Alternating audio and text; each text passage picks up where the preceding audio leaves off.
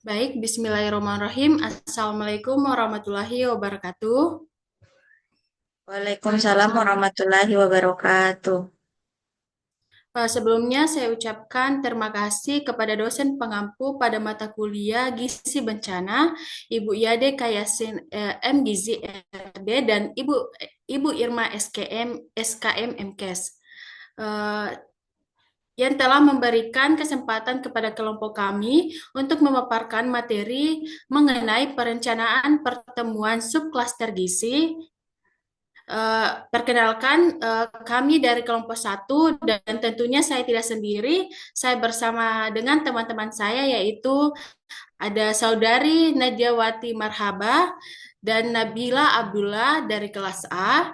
Ada saya sendiri Aulia Miradi dan Nur Sakina dari kelas C dan saudari Nur Azina dan Delviati Paresanda dari kelas D.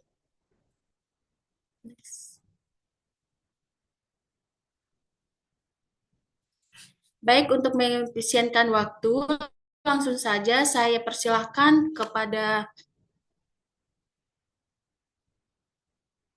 saudari untuk saudari Nur Sakina untuk memaparkan materinya. Kepada Nur Sakina saya persilahkan. Baik, untuk perencanaan pertemuan subklaster gizi ini, dalam persiapan pertemuan subklaster gizi, melakukan pertemuan dengan subklaster gizi untuk membahas gempa yang terjadi di Provinsi Sanubari. Next. Nah, adapun topik pembahasan dalam pertemuan subkluster gizi ini, yang pertama itu identifikasi pelaku penanggulangan bencana, kedua koordinasi pengkajian cepat, ketiga penyusunan rencana, keempat koordinasi kerjasama, kelima pedoman dan standar, keenam peningkatan kapasitas SDM, ketujuh, pemantauan dan evaluasi. Kedelapan, advokasi untuk mendukung respon gizi. Kesembilan, memfasilitasi penyusunan rencana. Dan terakhir, memastikan kelompok rentan mendapatkan dukungan. Next. Nah, untuk adapun tugas POJK yaitu pertama PMBA, kedua pencegahan dan penanganan gizi kurang dan gizi buruk, ketiga suplementasi gizi, dan yang terakhir itu dukungan gizi pada kelompok rentan. Sekian, saya kembalikan pada Bunda. Terima kasih. Selanjutnya saya persilahkan kepada saudari Delianti untuk memaparkan materi. Kepada saudari saya persilahkan.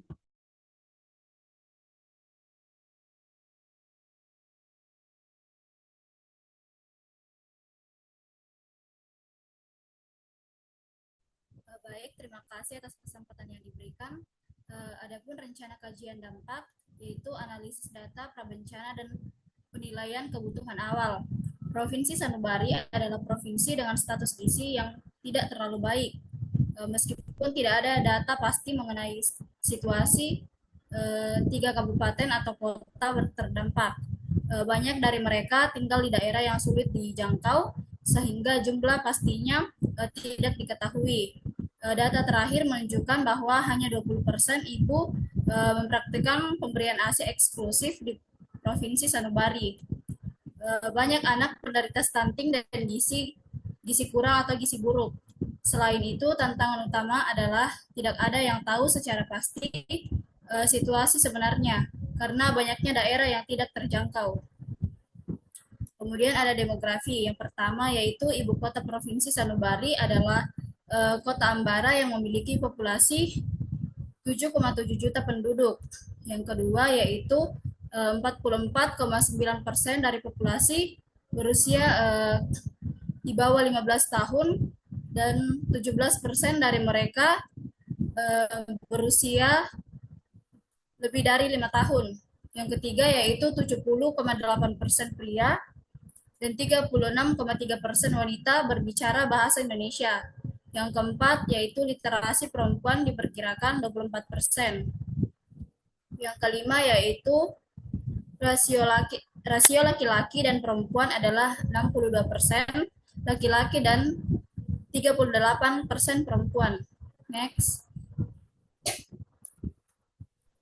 Adapun Rapid Health Assessment atau disingkat RHA Gizi, jumlah titik pengungsian pada Kota Ambara yaitu 47, pada Kota Saliwang 28, pada Kota Rawang 19 dengan total 94.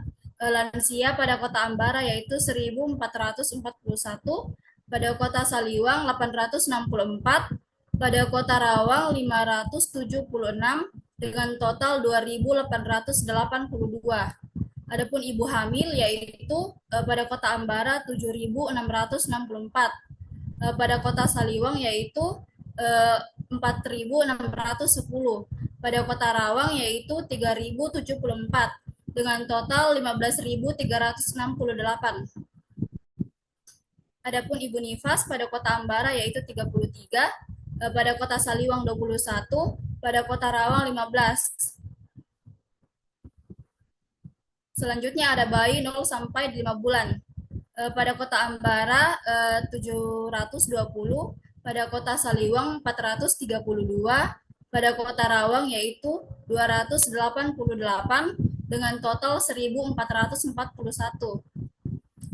Bayi 6 sampai 11 bulan pada Kota Ambara yaitu 1.100, pada Kota Saliwang 800, pada Kota Rawang 750 dengan total 2.650. Adapun anak 12 sampai 23 bulan pada Kota Ambara 800, pada Kota Saliwang 550, pada Kota Rawang 655 dengan total 2.005.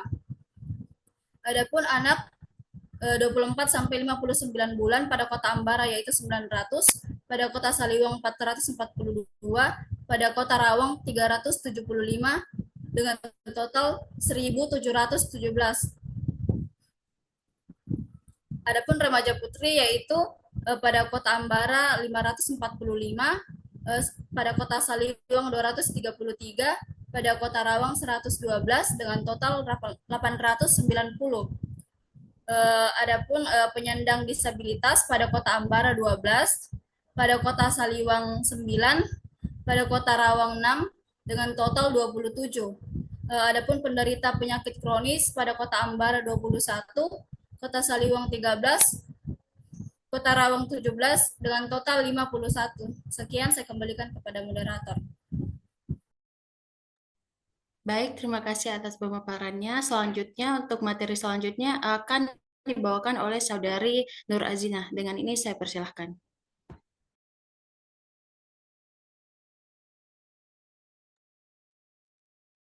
Baiknya selanjutnya yaitu hasil kajian multisektor. Hasil sementara kaji cepat multisektor menginformasikan yang pertama, baru 60% fasilitas kesehatan yang beroperasi pada wilayah terdampak.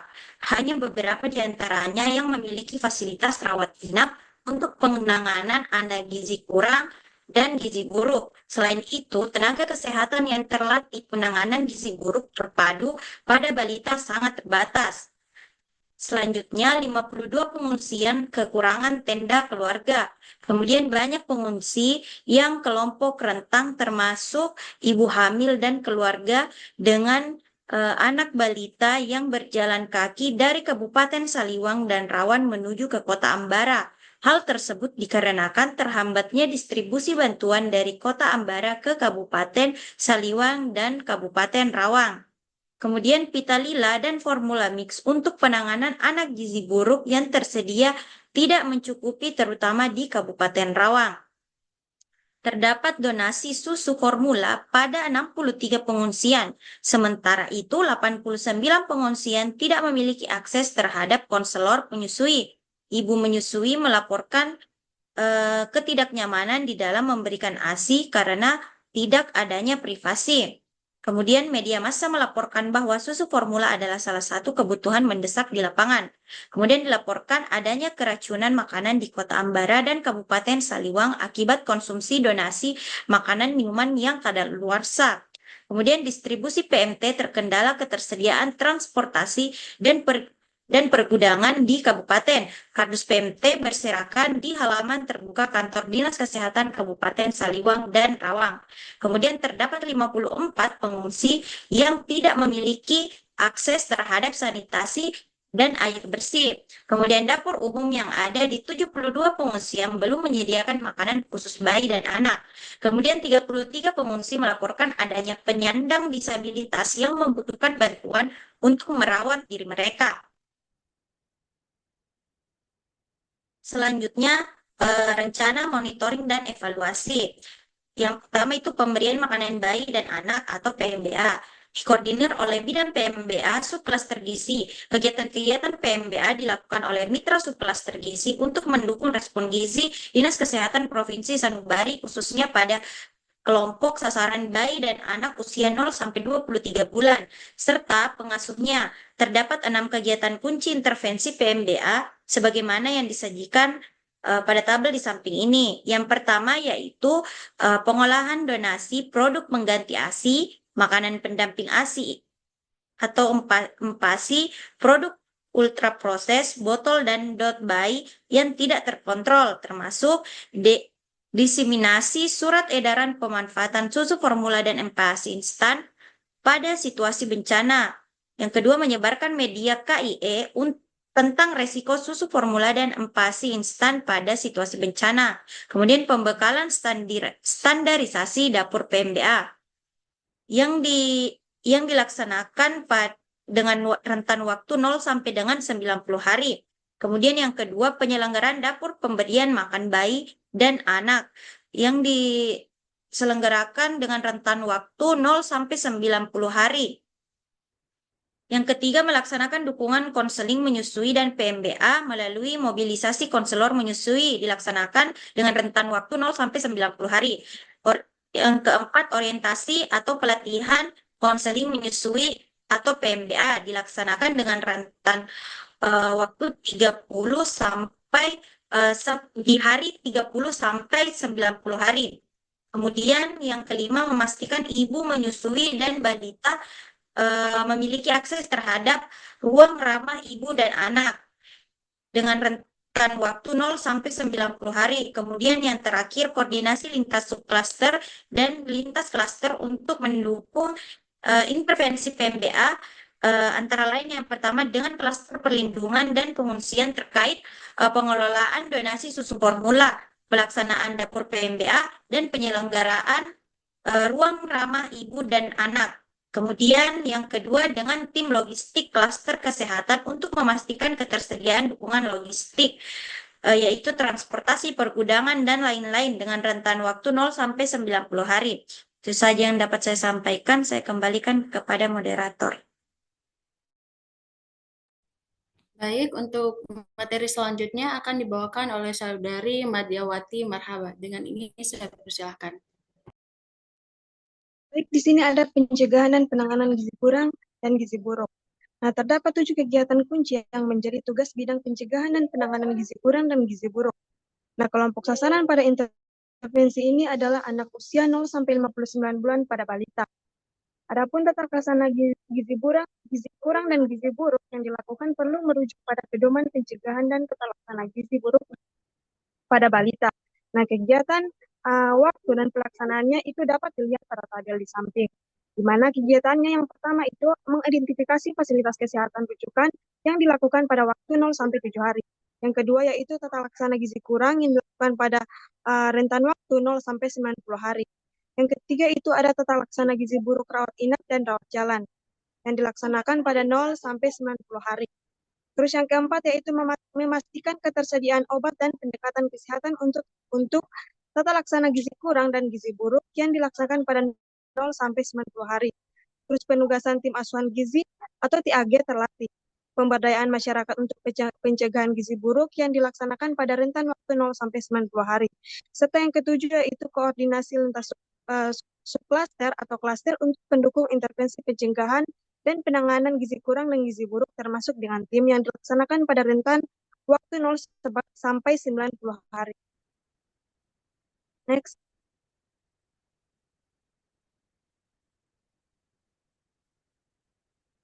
Nah, selanjutnya itu ada suplemen gizi. Pengadaan makanan tambahan serta suplemen gizi merupakan peran utama dari Kemenkes. Peran mitra subklaster gizi dalam melakukan edukasi terkait suplementasi penting untuk dilakukan agar suplementasi gizi dapat dilaksanakan secara optimal.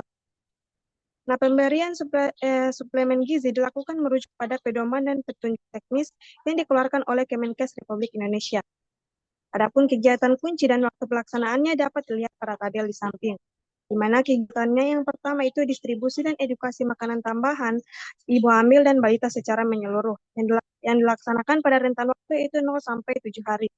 Yang kedua, distribusi dan edukasi makanan tambahan ibu hamil kurang energi kronik atau KEK dan balita gizi kurang setelah ada hasil screening yang dilaksanakan pada rentan waktu 8 sampai 45 hari.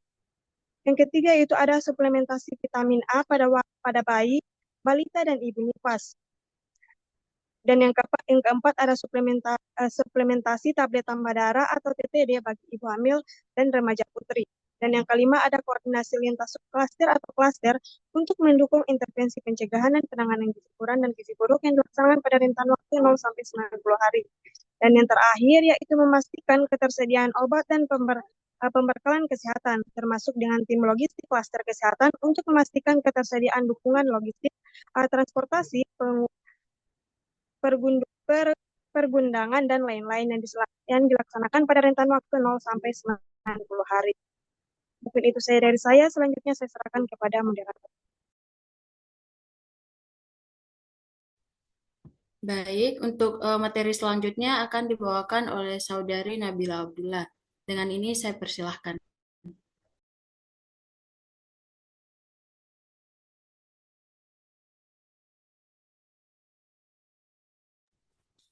Baik, di sini saya akan menjelaskan bagian 4, dukungan kelompok rentan.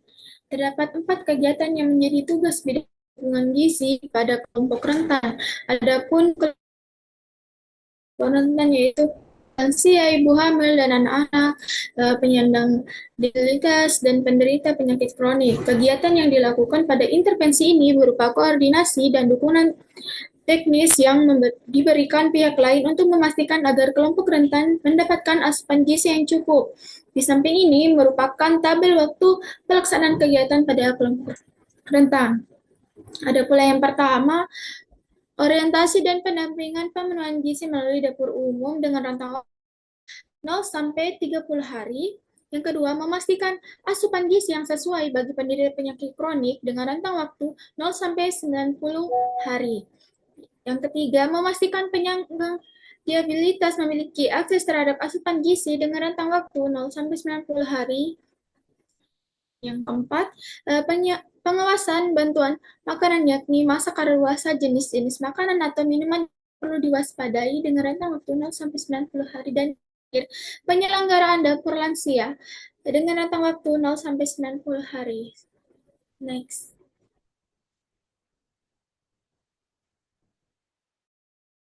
Yang kelima, komunikasi risiko dan pelibatan masyarakat. Koordinator subklaster gizi bertugas untuk memastikan agar komunikasi risiko dan pelibatan masyarakat dilakukan oleh mitra subklaster gizi yang terlibat. Koordinator subklaster gizi juga berperan untuk memastikan agar kegiatan-kegiatan tersebut dilakukan secara efektif melalui penyediaan pedoman, pesan kunci serta prosedur dan mekanisme pelibatan masyarakat. Kegiatan kunci dan waktu pelaksanaan tersebut dapat dilihat pada tabel di samping yang pertama. Kegiatan yang pertama, melakukan kaji cepat komunikasi risiko dengan rentang waktu 0 sampai 7 hari. Yang kedua, melakukan diseminasi rentang waktu 7 sampai 90 hari. Dan yang terakhir, mekanisme pelibatan masyarakat dan umpan balik rentang waktu 0 sampai 7 hari. Sekian dari saya kembalikan kepada moderator. Terima kasih. Itulah tadi pemaparan materi dari kelompok kami. Mungkin cukup sekian, kurang dan lebihnya mohon dimaafkan. Saya ucapkan Assalamualaikum warahmatullahi wabarakatuh. Assalamualaikum warahmatullahi wabarakatuh.